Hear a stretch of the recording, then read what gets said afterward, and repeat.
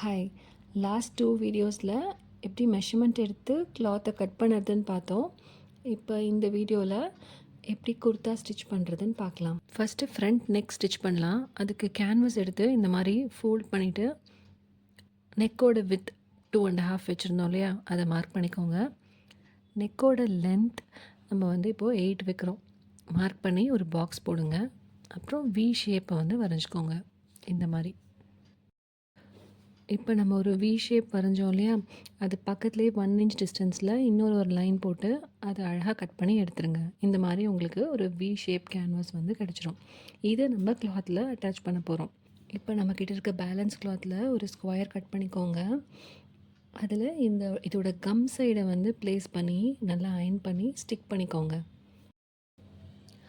Canvas இல்லாமலும் we shape நெக்கை வந்து நம்ம ரெடி பண்ண முடியும். ஆனால் கேன்வாஸ் யூஸ் பண்ணும்போது நெக்கோட ஷேப் வந்து நல்லா ரீட்டைன் ஆகும். இந்த மாதிரி அந்த வி ஷேப்க்கு வெளியில் இருக்கிற எக்ஸஸ் பீசஸை அப்படி ஃபோல்ட் பண்ணி அப்படி ஸ்ட்ரெயிட்டாக ஒரு ஸ்டிச் போட்டுக்கோங்க. இப்போ நம்மளோட ஃப்ரண்ட் நெக்கை அட்டாச் பண்ண போகிறோம். ஸோ அதுக்கு நம்ம குர்தாவோட ஃப்ரண்ட் பீஸ் வந்து கட் பண்ணி வச்சுருந்தோம் இல்லையா, அதை இப்படி ரெண்டாக ஃபோல்ட் பண்ணி இங்கே ஒரு நாட்ச் கொடுத்துக்கோங்க சென்டரை மார்க் பண்ணுறதுக்காக. அதுக்கு மேலே இப்போ நம்ம பண்ண நெக் பீஸை வந்து கரெக்டாக அதுக்கும் ஒரு சென்டர் நாட்ச் கொடுத்து கரெக்டாக வந்து ப்ளேஸ் பண்ணுங்கள். ப்ளேஸ் பண்ணிவிட்டு ஸ்ட்ரெயிட்டாக ஒரு தையல் போடுங்க. அது வந்து எங்கேயும் ஷேக் ஆகாமல் இருக்கிறதுக்காக.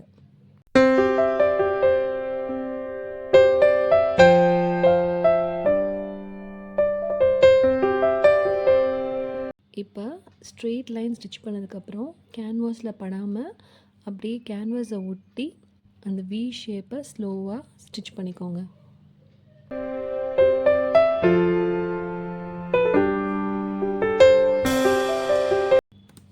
இப்போ நம்ம ஒரு தையல் போட்டோம் இல்லையா, அந்த தையலை டச் பண்ணாமல் கொஞ்சம் கேப் விட்டு அந்த வி ஷேப்பை கட் பண்ணி எடுத்துடுங்க. இப்போ இதை டேர்ன் பண்ண போகிறோம். அதனால் குட்டி குட்டியாக ஒரு கட் பண்ணிக்கோங்க நெக்கிட்ட. அப்போ திருப்புறதுக்கு உங்களுக்கு ஈஸியாக இருக்கும். ஸோ ஸ்டிச் பண்ணி முடிச்சுட்டு இப்போ அப்படியே நம்ம இதை திருப்பி இது மேலே இப்போ ஒரு டாப் ஸ்டிச் கொடுத்துட்டோன்னா நம்மளோட ஃப்ரண்ட் நெக் வந்து முடிஞ்சிருச்சு.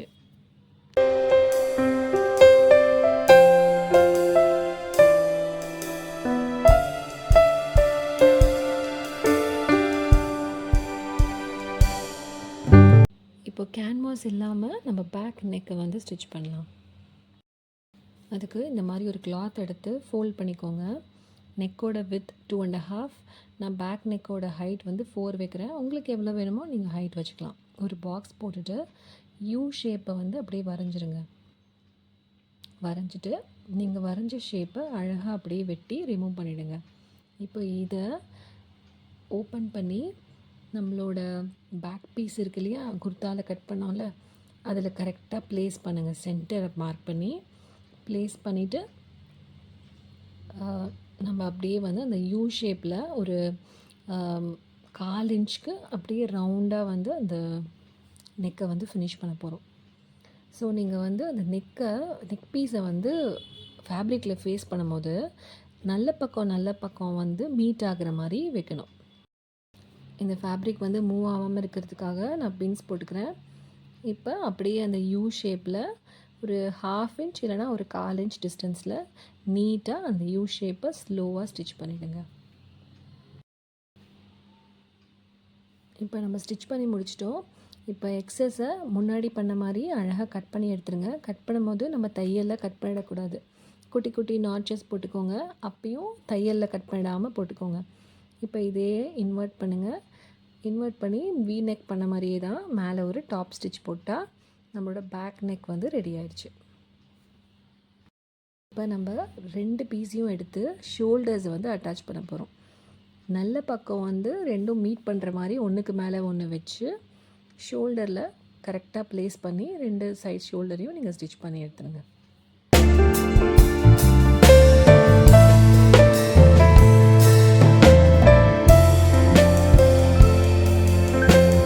நம்ம ஷோல்டர் அட்டாச் பண்ணியாச்சு. இப்போ ஓப்பன் பண்ணி விட்டிங்கன்னா இந்த இடத்துல தான் நம்மளோட ஸ்லீவை வந்து அட்டாச் பண்ண போகிறோம். ஸ்லீவ் பீஸ் கட் பண்ணி வச்சுருந்தோம் இல்லையா, ஸோ அதையும் மடித்து சென்டரில் ஒரு நாட்ச் கொடுத்துட்டு இந்த ஷோல்டரோட சென்டரில் கரெக்டாக பின் பண்ணிவிட்டு 2 பக்கமும் வரிசையாக அப்படியே ஸ்லீவை வந்து அட்டாச் பண்ணுங்கள். ஸ்லோவாக பிடிச்சி தைங்க.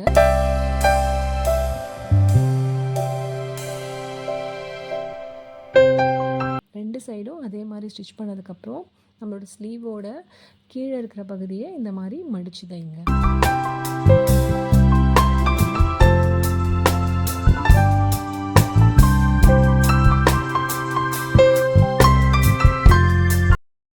இப்போ நம்ம வந்து ஸ்லீவை வந்து அட்டாச் பண்ணியாச்சு பாடியோட. இப்போ அதோட சைட்ஸ் எல்லாம் ஜாயின் பண்ண போகிறோம்.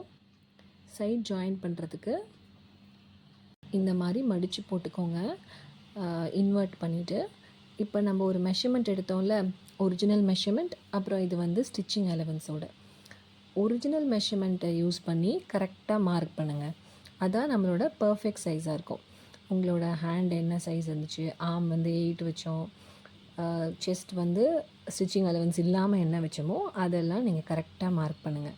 மார்க் பண்ணிவிட்டு இந்த மாதிரி லைன்ஸ் போட்டுக்கோங்க. இப்போ ஒரு சைடு செஸ்ட் மார்க் பண்ணிவிட்டு ஷேப் ஹைட்லாம் மார்க் பண்ணிட்டு இன்னொரு சைடு அது ஈவனாக வர்றதுக்கு இந்த மாதிரி நான் ஃபேப்ரிக்கை மடித்து ப்ரெஸ் பண்ணனா இப்படி அந்த பக்கம் வந்து கொஞ்சம் இம்ப்ரெஷன் வந்து விழுந்துடும். அதை யூஸ் பண்ணி நீங்கள் லைன்ஸ் போட்டுக்கலாம். அது வந்து உங்களுக்கு 2 சைடும் ஈவனாக கிடைக்கும். இப்போ இதை அப்படியே ஸ்டிச் பண்ணிவிடுங்க. இப்போ நம்ம ஸ்டிச் பண்ணி முடிச்சிட்டோம். சைட் ஸ்லிட்டை இந்த மாதிரி டபுள் ஃபோல்ட் பண்ணி அப்படியே ஒரு ஸ்ட்ரெயிட்டாக ஒரு தையல் போட்டு மெஷினில் ஸ்டாப் பண்ணி எட்ஜுக்கு வந்தோன்னே டேர்ன் பண்ணி இன்னொரு சைடையும் அப்படியே ஸ்டிச் பண்ணுங்கள், நான் காட்டுற மாதிரி.